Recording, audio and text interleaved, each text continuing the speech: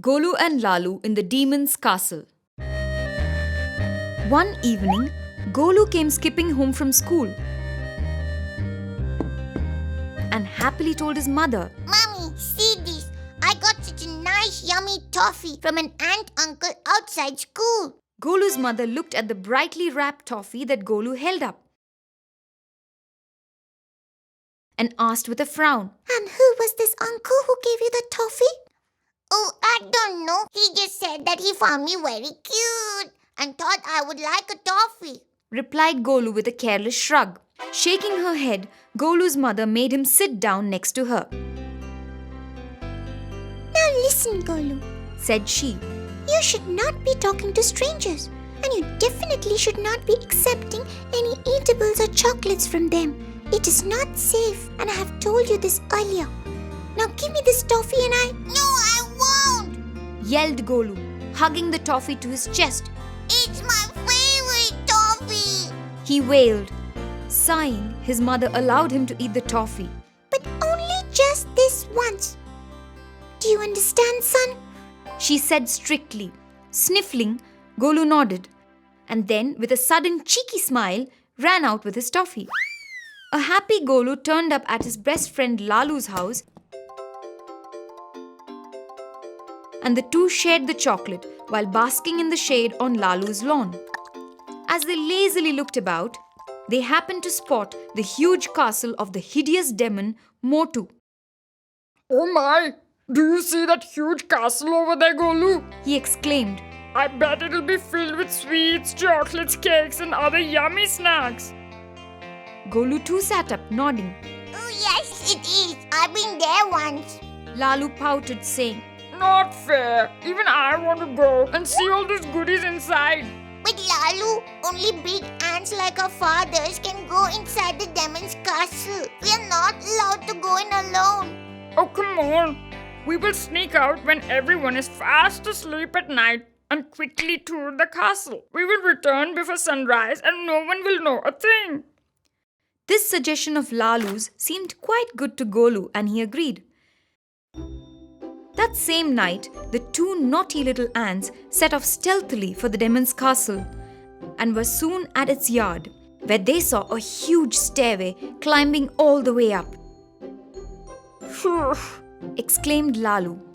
what big steps! It'll be sunrise by the time we manage to climb to the top. Don't worry, Lalu. My father showed me a speedy way to do it. So saying, Golu guided Lalu, and soon they were at the door. They wiggled in through a crack in the door, but when they stepped in, found the huge hall pitch dark. Scared, the two trembled. Ooh, it is too dark and scary here. What do we do now? Moaned Lalu. Suddenly, they heard a scuffling sound and saw a dark shape creep towards them. With muffled cries, Golu and Lalu clung onto each other, terrified and shivering. Don't hurt us, please. Don't hurt us, please. Calm down, you two. I am Uncle Cockroach, and I won't hurt you. Sure enough, a mustached big brown cockroach stepped out of the shadows, smiling. Lalu and Golu relaxed and introduced themselves. Uncle Cockroach grinned and took out some chocolates. You two seem like very sweet little ants. Have some chocolates. Lalu was about to take them when Golu remembered his mother's warning about not accepting any eatables from strangers. Lalu, we don't know him. Should we be taking the chocolates? Oh, come on, Golu. Just look at Uncle Cockroach. He has been so nice and friendly. Why will he try to harm us? And these chocolates look too yummy. Golu hesitated, then nodded, agreeing. You're right. Cockroach Uncle doesn't look dangerous at all. And anyways, if I eat the chocolates right away, my mother won't even know. Thus, ignoring his mother's wise words, Golu ate the chocolates along with Lalu. If you do want more yummy treats like this, come with me. I have lots at my place. Nodding happily, Lalu and Golu skipped after Cockroach Uncle as he led them into the little nook he had made his home. But as they were nearing it, they slowed, their heads drooping, suddenly feeling very sleepy. In seconds, the two little ants fell into a deep sleep. A while later, Golu woke up. But when he tried to sit up, he found he was all tied up with a rope, and so was Lalu. Try as much as they did, Lalu and Golu couldn't move at all. Suddenly, a mocking laugh from behind made the two struggling ants stop and turn. It was Cockroach Uncle. But he now, instead of looking friendly, looked more cunning and mean. There's no use. You will never escape. Golu and Lalu were quite shocked and close to tears. Oh, please let us go. Our family will be worried. Please let me go. They pleaded. I'm so sorry. But I can't let you go, for if I do, then the big, fat, scary lizard who lives on the roof will eat me instead of you. Now I have to leave, for it is the lizard's dinner time. Ta-ta! Enjoy being eaten. Golu, his heart filled with fear and dread, remembered his mother's wise words and understood now why she had said that trusting strangers was a bad idea. But now it was too late. Golu, we will never be able to untie these ropes. Groaned Lalu. Golu slumped sadly. Lalu and he soon would be chewed to pieces by the lizard, and just as Golu was thinking this, that poing! He remembered something. Lalu, you have very sharp teeth, remember? Why didn't you just chew through my rope? Lalu grinned, nodding at Golu's suggestions, and immediately set to work biting and gnawing at Golu's bonds. Just as Golu's ropes fell away, they saw the big lizard creep down the roof, headed for them, greedily licking its lips. The lizard rushed at them, hungry jaws snapping. The two ants scurried as fast as legs could carry and barely escaped with their lives.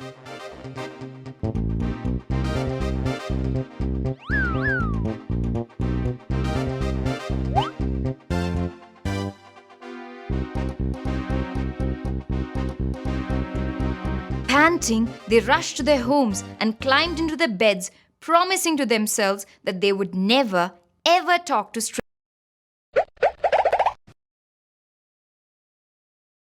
Harry and Pasha.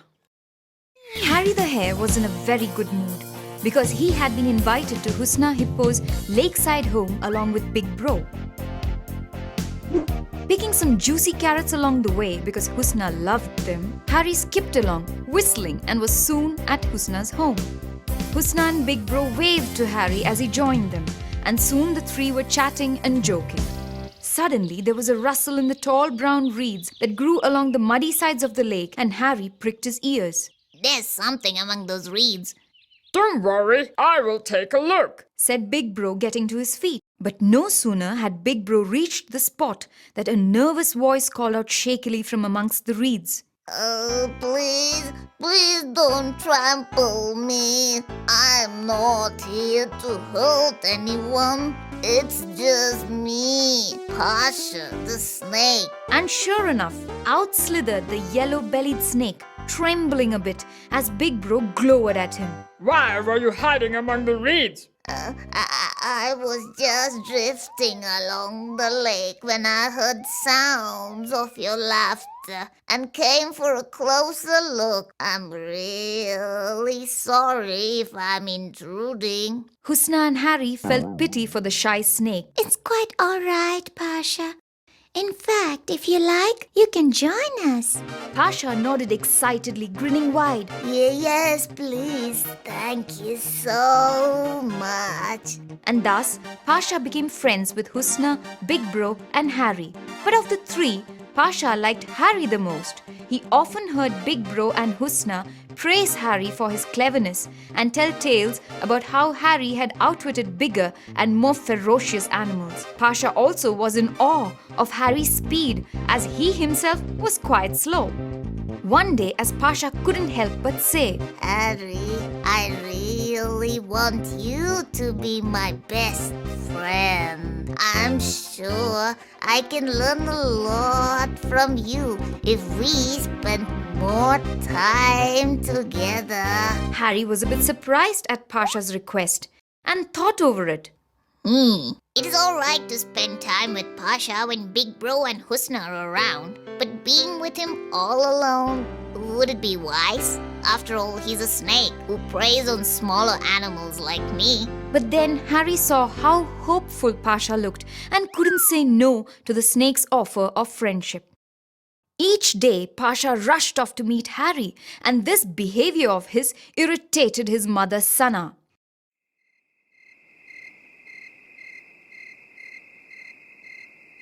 What has come over you, Pasha? She scolded one morning. You leave at the break of dawn and return late at night. You do not bother about your home or even bring food.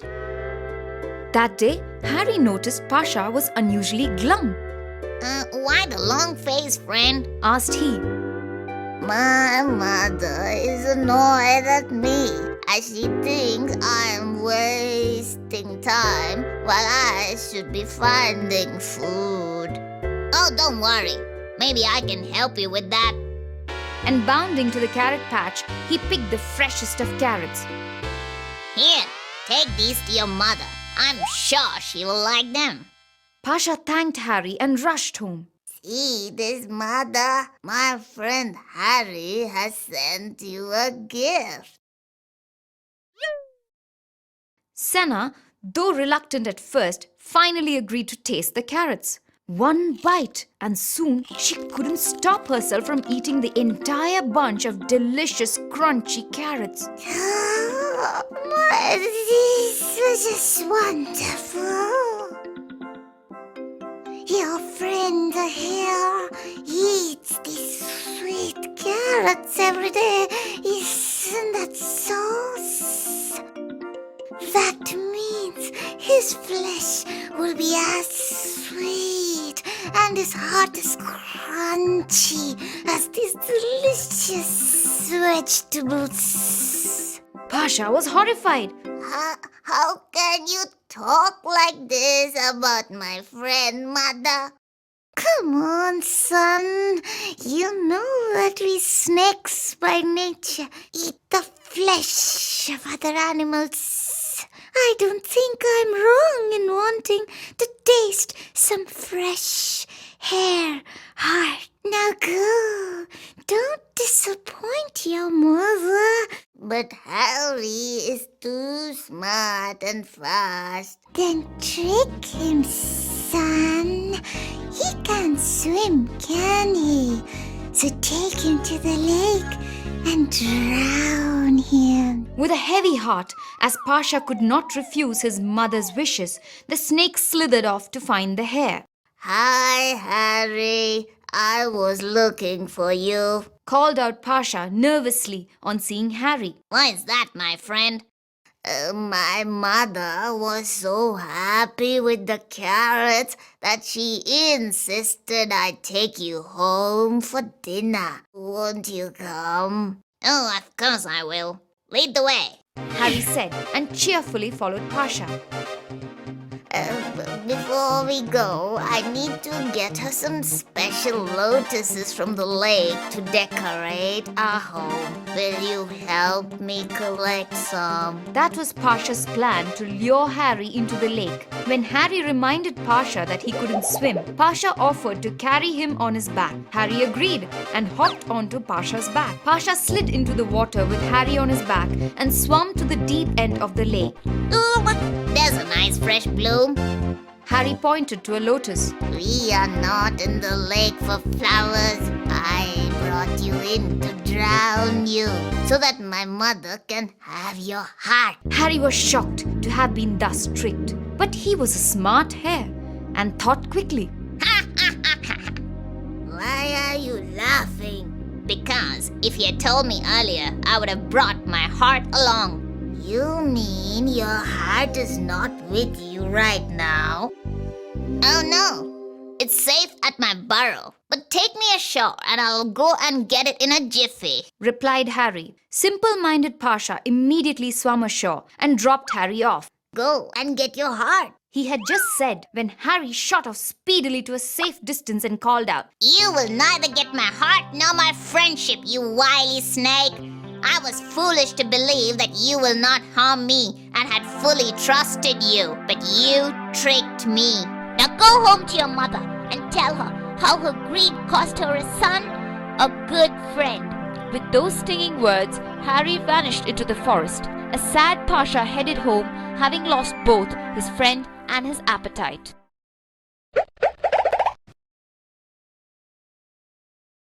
Big Bro has a scare.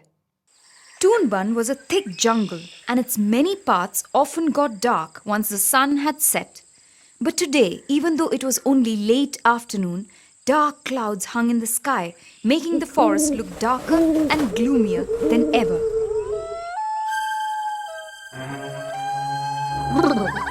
Shivered Big Bro slightly as he looked about the trail he was walking on. It has gotten dark so fast. Maybe I should have started for home earlier and not spent so much time at the fair.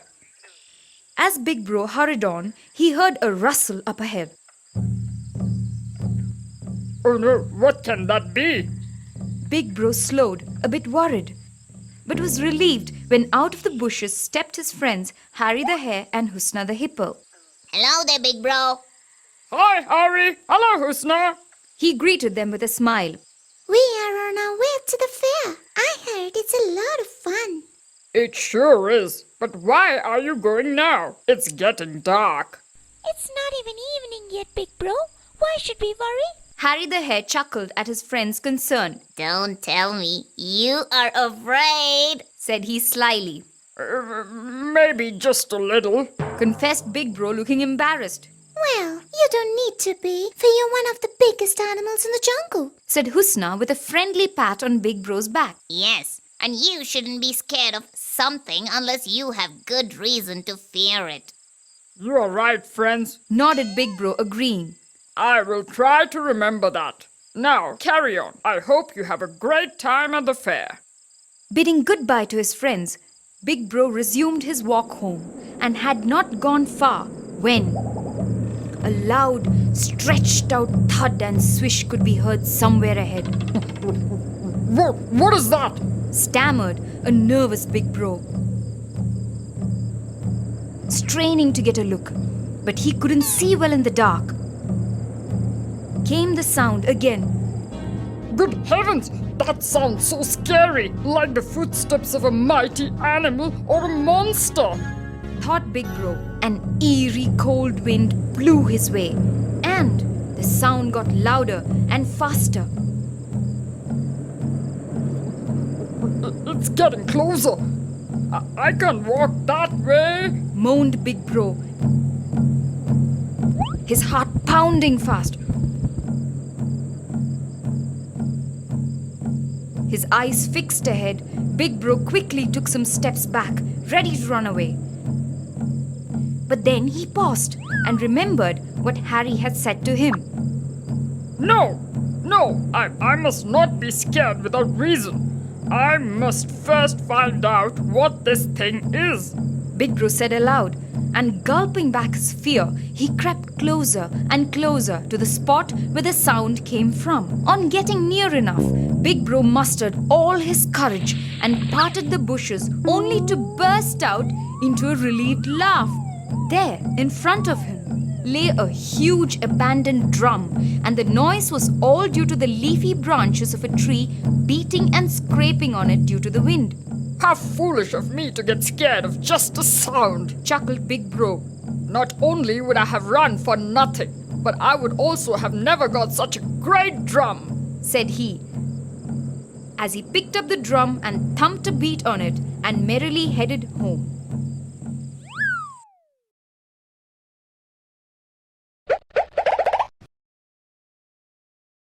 Minku Monkey makes some music. Toonbun was a forest full of all sorts of animals, tall or short, furry or sleek, fast or slow, and Minku the monkey had many friends among them. But what he loved most about the forest that was his home were the many birds that sang sweetly almost every hour of the day. Minku wished he too were that musical, and so took singing lessons from Miss Nightingale, the singing queen of Toonban. But when Minku tried to test his singing skills at Husna Hippo's birthday party, things did not go too well.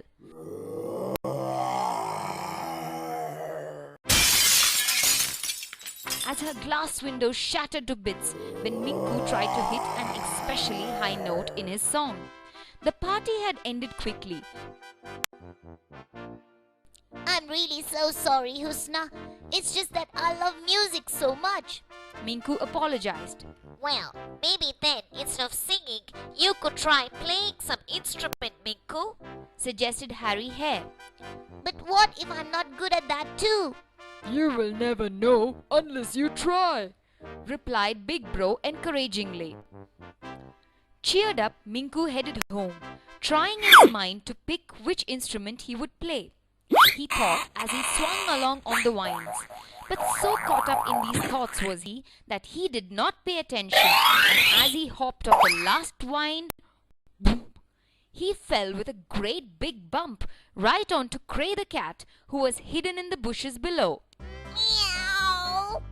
Exclaimed Cray painfully as he got back up to his feet. Oh, I'm really sorry, Cray. Minku said, running to help Cray up. I was not looking where I was swinging. Oh, it's alright. Answered Cray, massaging the lump on his head. See you later. You seem to be in quite a rush. Why were you hiding in the bushes? Asked Minku, curious as always. Yeah, I'll tell you. But you gotta keep it a secret, meow. Minku nodded. Promise I will. Meow, I found a magical garden full of the most amazing things, Said Cray. Ooh, does it have an instrument in it that I could play music on? Asked Minku eagerly. Oh, I think so. Said Cray, shrugging his shoulders. But we have to be careful, meow. Else the witch whom the garden belongs to may find out. Oh, I'll be very careful, I promise. Said Minku, and so he followed Cray as the cat carefully walked down the path into the witch's secret garden. The magical garden was filled with wonders of all kinds. A rainbow tree with 14 colors, huge sweet-laden trees, pools of candy, an eat-your-wish tree which sprouted whatever you wanted to eat, and so many more amazing sights. Cray happily gobbled the many treats. But Minku searched until he found it, the most wonderful horn that ever was. I got it! Exclaimed Minku in delight and snatched it up. Cray, I got it, my perfect horn! Yelled Minku out loud to Cray. Meow, shh, Minku, don't make much noise. Wait till we leave the garden, meow. Warned a worried Cray, but Minku was too excited to listen. Ignoring Cray, Minku raised the horn to his lips, muttering, I must try it out right away. and blew.